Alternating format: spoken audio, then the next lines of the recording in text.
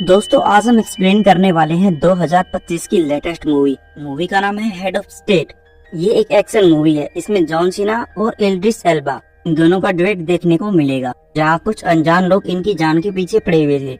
तो ये लोग कैसे बचते हैं, तो चलिए चलते हैं मूवी की कहानी की तरफ। कहानी की शुरुआत में हम यहाँ पे प्रियंका चोपड़ा को देखते हैं। मूवी के अंदर उसका नोएल नाम है। के पीछे बहुत सारे लोग यहाँ एक त्योहार को सेलिब्रेट कर रहे हैं जिसका ला टेमेटिनो नाम है। लेकिन थोड़ी सी देर बाद हमें पता चलता है कि नोएल MI6 के लिए काम करती है और उसके साथ में यहाँ पे CIA के लोग भी हैं। दरअसल इन लोगों को यहाँ पे एक सस्पेक्ट को पकड़ना है जिसका विक्टर नाम है। विक्टर सबसे खूंखार इंसान है जो कि हथियारों की सप्लाई वगैरह करता है। तभी इन लोगों को विक्टर यहाँ दिखाई देता है। इसलिए नोएल और उसकी टीम के लोग विक्टर के पीछे पड़ जाते हैं। लेकिन तभी ये लोग देखते हैं कि विक्टर की तरह दिखने वाला यहाँ पे एक और इंसान है।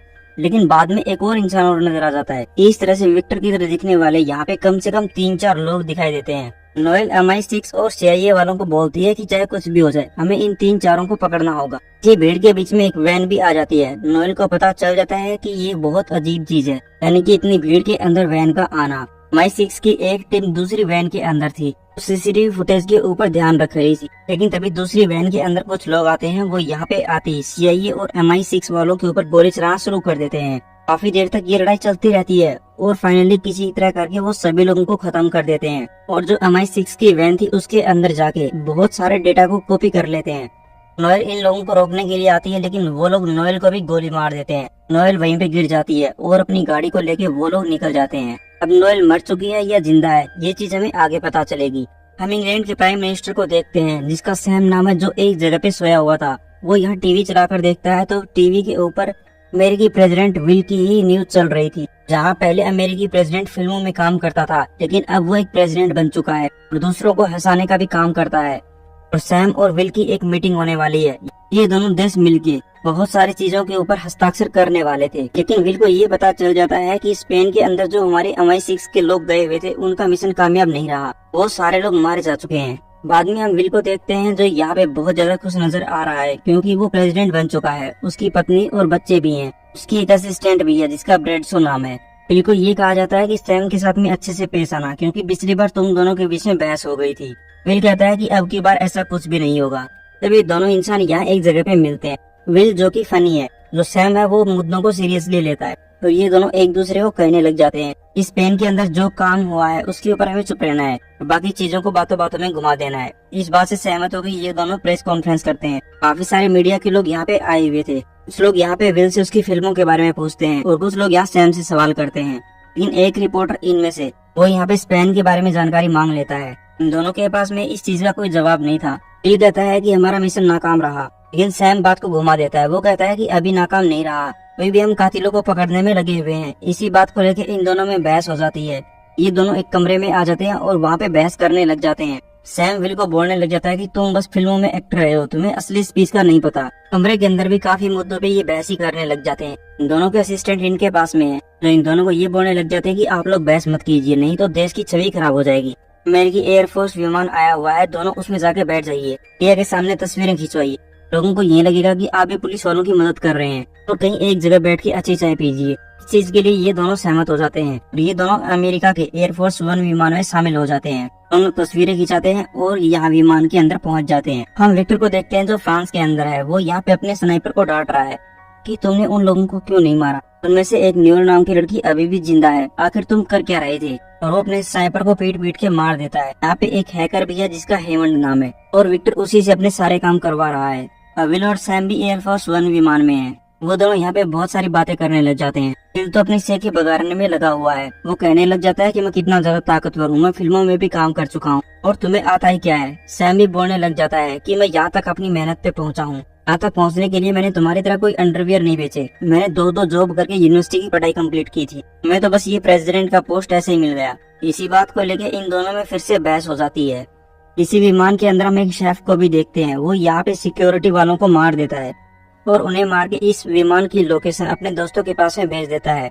इसमें सासा और ओल्गा ये दोनों हैं। ये दोनों उस यूएस विमान के पीछे पड़ जाते हैं। यूएस विमान के ऊपर बहुत सारी गोलियां और मिसाइलें भी दागते हैं। यूएस विमान बहुत ज्यादा स्ट्रॉन्ग है, उसी वजह से वो भी इन मिसाइलों को रोकने की कोशिश करता है। लेकिन इस विमान के अंदर एक शेफ पहले से ही है, वो यहाँ पे बाकी लोगों के ऊपर भी हमला करता है। विमान के अंदर काफी देर तक ये लड़ाई चलती रहती है। बहुत सारे पैराशूट को आग लगा के एक पैराशूट लेके कूद जाता है। यूएस प्रेसिडेंट और यूके प्राइम मिनिस्टर को बचाने की सारी कोशिशें की जाती हैं। उन्हें कहा जाता है कि विमान के पिछले हिस्से में जाओ। अब विमान भी काफी जगह से टूट जाता है, उसके दोनों इंजन फेल हो जाते हैं और बहुत तेजी से जमीन की तरफ ही जा रहा था। वो एक जगह पे आते हैं तो देखते हैं कि यहाँ पे सारे पैराशूट जल चुके हैं, लेकिन उनमें से 2 पैराशूट अभी भी काम कर रहे थे। तो प्रेसिडेंट और प्राइम मिनिस्टर को दिए जाते हैं और उन्हें कहा जाता है कि यहाँ से एक जगह पे पहुंच जाना। 800 के अंदर हमारा एक बंकर है, वहाँ पे तुम्हें एक लड़का मिलेगा, वो लड़का तुम दोनों को प्रोटेक्ट करेगा। और इतना सुनते ही ये दोनों यहाँ से कूद जाते हैं और ये विमान बड़ी तेजी से जमीन पे आके गिर जाता है। अब हर जगह टीवी चैनल के ऊपर बस एक ही न्यूज चल रही थी कि अमेरिकी विमान द एयरफोर्स 1 नीचे गिर चुका है, प्रेसिडेंट और प्राइम मिनिस्टर दोनों मारे जा चुके हैं। इसीलिए अमेरिका तो जल्दी से अपना एक प्रेसिडेंट घोषित कर देता है और यूके वाले भी अपने प्राइम मिनिस्टर की जगह कोई टेम्परेरी प्राइम मिनिस्टर बना देते हैं। और नेटो संगठन के अंदर जितने भी देश थे वो सारे पीछे हटने लग जाते हैं। बेलारूस के जंगलों के अंदर देखते हैं विल और सैम अभी भी सुरक्षित है, लेकिन इन दोनों को ये नहीं पता कि हमारे प्लेन के अंदर वो इंसान कैसे घुस आया। शायद किसी अंदर वाले ने ही उसकी मदद की थी। विल कहता है कि मैं अमेरिका का प्रेसिडेंट हूँ, इसीलिए क्या पता यहाँ पे मेरी टीम आती होगी। विल कहता है कि यहाँ पे कोई नहीं आएगा, इन दोनों को यहाँ से सेफ हाउस में जाना होगा। तभी दोनों अपने अपने फोन को यहीं पे फेंक देते हैं और पैदल ही यहाँ से आगे बढ़ने लग जाते हैं। और चलते चलते ये दोनों उस जगह तक पहुँच जाते हैं जहाँ पे इनका प्लेन क्रैश हुआ था। प्लेन के अंदर अब कोई भी मौजूद नहीं था, लेकिन इन लोगों को ये पता चल जाता है कि यहाँ पे रहना सेफ नहीं है। जो भी हमें मारना चाहता है वो यहाँ पे भी आ सकता है। हम इटली के अंदर प्राइम मिनिस्टर को देखने लग जाते हैं, वो भी यहाँ पे अपने लोगों के साथ में मीटिंग कर रही है। लेकिन उन लोगों को पता है कि हमारे देश के ऊपर खतरा आ सकता है, इसीलिए वो अपनी सिक्योरिटी को टाइट करने लग जाते हैं। लेकिन हेमंड नाम का हैकर उनके सिस्टम में घुस जाता है और उनकी सारी जानकारी को लीक कर देता है। विल और सैम भी एक जगह तक पहुंच जाते हैं। उन्हें यहाँ पे कुछ लोग नजर आते हैं। ये दोनों प्लान बनाते हैं कि हम उनसे राइड ले लेंगे या फिर एक गाड़ी उधार ले लेंगे, क्योंकि हम प्रेसिडेंट और प्राइम मिनिस्टर हैं। सैम कहता है कि ऐसा नहीं करेंगे, क्या पता वो हमें मार दें, हमें किसी तरह करके उनकी गाड़ी को चोरना होगा। इसलिए ये दोनों गाड़ी को चोरने लग जाते हैं। लेकिन जो यहाँ पे लड़के थे उन्हें पता चल जाता है कि कोई हमारी गाड़ी चुरा रहा है। उसी वजह से 3-4 लड़के प्रेसिडेंट और प्राइम मिनिस्टर के ऊपर हमला कर देते हैं। सैम तो बहुत ज्यादा ताकतवर है, लेकिन विल ने केवल फिल्मों में ही लड़ाई की है, उसने रियल लाइफ में कभी लड़ाई नहीं की। तभी यहाँ पे एक औरत आती है जो इन लड़कों को दूर भगा देती है। विल और सैम कहते हैं कि हमें यहाँ से वार्सो में जाना है, प्लीज हमारी मदद करो। तो वो औरत उन्हें अपनी गाड़ी में बिठाती है, जिसके अंदर कुछ बिल्डें भी रखी हुई थी। इन लोगों को यहाँ से शहर के अंदर ले जाती है। लेकिन इन दोनों को इस बात का दुख है, इन दोनों ने अपनी पूरी सिक्योरिटी टीम को खो दिया। एक जगह पे चेक पॉइंट आता है, उसी वजह से ये दोनों भेड़ों के अंदर छुप जाते हैं और यहाँ पे जो वार्सो की पुलिस है वो इन लोगों को नहीं देख पाती और इस तरह से ये दोनों शहर में पहुंच जाते हैं।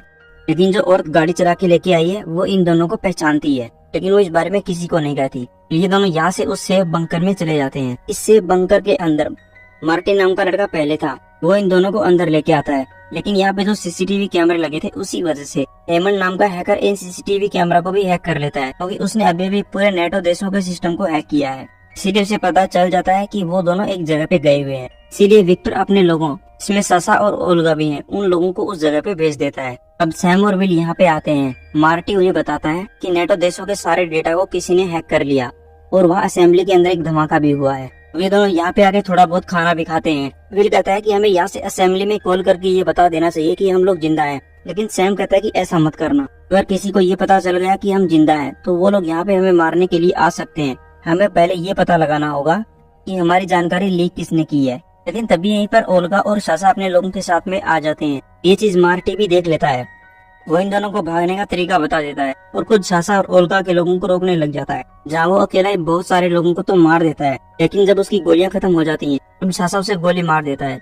तब तक विल और सैम यहाँ से भाग जाते हैं। सासा और ओल्गा विल और सैम के ऊपर भी गोली चलाते हैं, लेकिन वो दोनों लिफ्ट की मदद से नीचे भाग जाते हैं। लेकिन जब यहाँ इस बिल्डिंग से बाहर आते हैं तो वहाँ बाहर सासा और ओल्गा के लोग पहले से ही थे, वो इन दोनों को पकड़ लेते हैं। लेकिन तभी यहाँ एंट्री होती है नोएल की। वो इन दोनों को किसी तरह बचा लेती है, क्योंकि वो अभी तक जिंदा थी और वो इन दोनों को बचा के यहाँ से ले जाती है। और हमें पता चलता है कि नोएल को जब गोली लगी हुई थी उसने बुलेट प्रूफ जैकेट पहनी हुई थी, जिसकी वजह से वो बच गई और किसी तरह करके यहाँ तक पहुंची है। ये दोनों पूछते हैं कि विक्टर नाम का आदमी हमारे पीछे क्यों पड़ा हुआ है, तो वो बताती है कि विक्टर तो माफिया में काम करता है, लेकिन उसका एक बेटा भी था जो कि साइंटिस्ट था, जिसने बहुत सारे इन्वेंशन क्रिएट किए थे।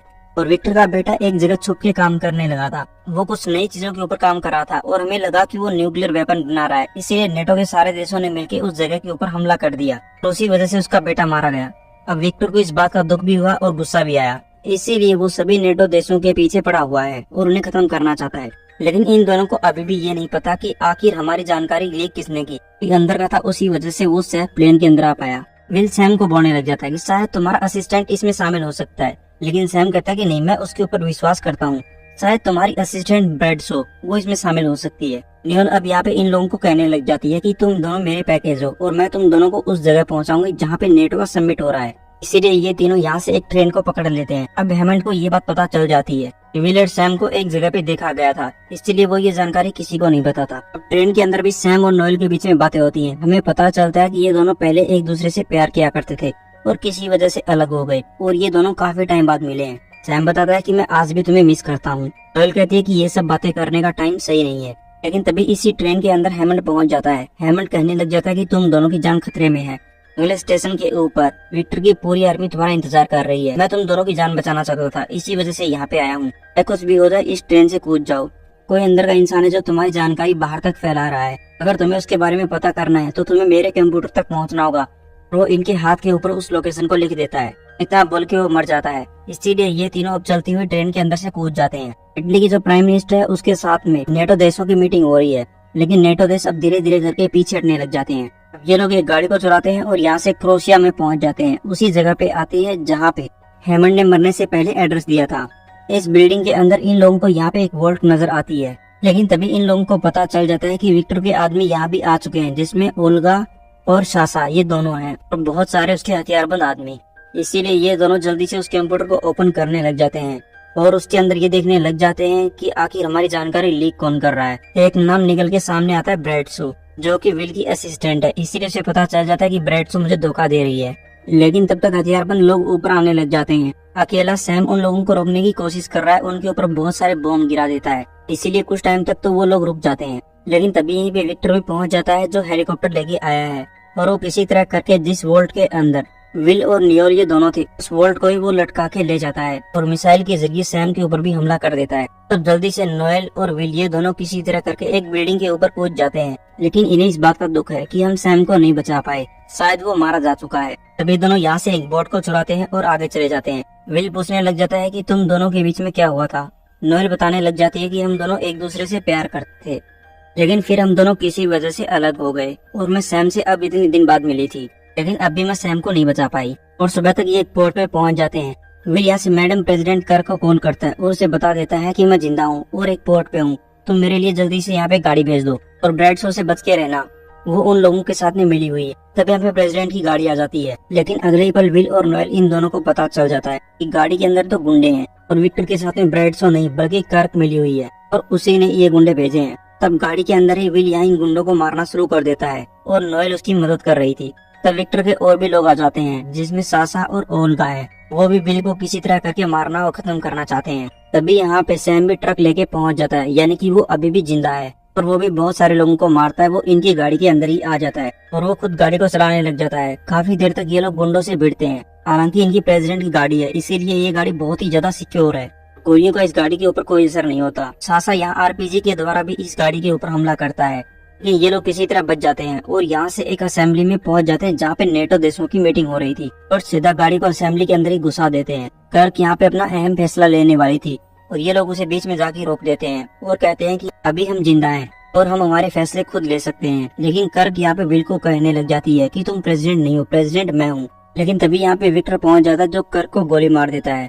काफी सारे लोग यहाँ विक्टर के मौजूद थे, वो यहाँ पे आते ही गोली चलाना शुरू कर देते हैं। असेंबली के अंदर बहुत सारे लोग मारे जाते हैं। विल और सैम यहाँ पे सभी लोगों को बचाने की कोशिश करते हैं, सभी को छुपने के लिए बोलते हैं। तो असेंबली के सारे लोग एक जगह छुप जाते हैं। विक्टर के लोग यहाँ पे ताबड़तोड़ गोलियां चला रहे थे। न्यूल भी यहीं पे आ जाती है। वो यहाँ पे आते ही विक्टर के लोगों को मारना शुरू कर देती है। विक्टर हेलीकॉप्टर की मदद से जाने लग जाता है, लेकिन न्यूल उसे जाने नहीं देती, उससे लटक जाती है और उसके ऊपर हमला कर देती है। लेकिन तभी यहाँ पे सासा आ जाता है। वो कहती है कि तुम लोग विक्टर को पकड़ो, मैं सासा से निपटती हूँ, और वो सासा के साथ में फाइट करती है। सैम और विल यहाँ से विक्टर के पास में जाने लग जाते हैं। उन दोनों के बीच में विक्टर का एक आदमी आ जाता है। वो दोनों उससे भी लड़ाई करते हैं। सैम उसे किसी तरह मार देता है और यहाँ से विक्टर की तरफ जाता है। न्यूल अभी भी सासा के साथ में फाइट कर रही थी। सासा यहाँ पे न्यूल को पूरी तरह से घायल कर देता है, लेकिन वो उसे उठा के सीढ़ियों पे पटक देती है, जिससे सासा की गर्दन टूट जाती है। बिल्डिंग के अंदर विल और सैम भी यहाँ पर विक्टर के पास में पहुंच जाते हैं। विक्टर इन दोनों के ऊपर ताबड़तोड़ गोलियां चलाता है, उसकी गोलियां खत्म हो जाती हैं।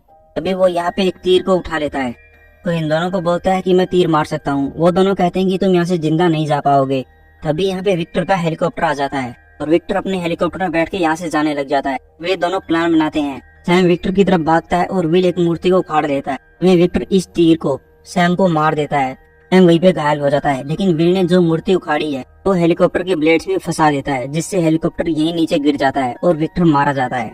नोएल जो कि अभी भी जिंदा है। अब इस कहानी को 2 महीने बीत जाते हैं। हम विल और सैम को देखते हैं जो एक जगह पे कॉफी पी रहे हैं और बहुत सारे मुद्दों पे बातें कर रहे हैं। विल सैम से पूछने लग जाता है कि नियोल आजकल कहाँ पे है। सैम बताने लग जाता है कि वो दुनिया के दूसरे कोने में है और किसी सीक्रेट मिशन पे है। और हम देखते हैं कि इस कैफे के बाहर बहुत सारे मीडिया वाले और सिक्योरिटी वाले हैं। बाद में हम पोस्ट क्रेडिट सीन के अंदर मार्टी को देखते हैं। वो यहाँ पे लड़कियों को इम्प्रेस करने के लिए ये बता रहा है कि मैंने यूके की प्राइम मिनिस्टर और यूएस प्रेसिडेंट इन दोनों की जान बचाई, लेकिन उसकी बात पे कोई भी यकीन नहीं करता। लेकिन तभी वहाँ पे नियोल आती है और कहती है कि तुम्हारी बात पे मैं यकीन करती हूँ, और वो मार्टी के साथ चली जाती है। इससे हमें पता चलता है कि इस मूवी का पार्ट 2 जरूर आएगा। तो इसी के साथ में ये मूवी यहीं पे पूरी हो जाती है।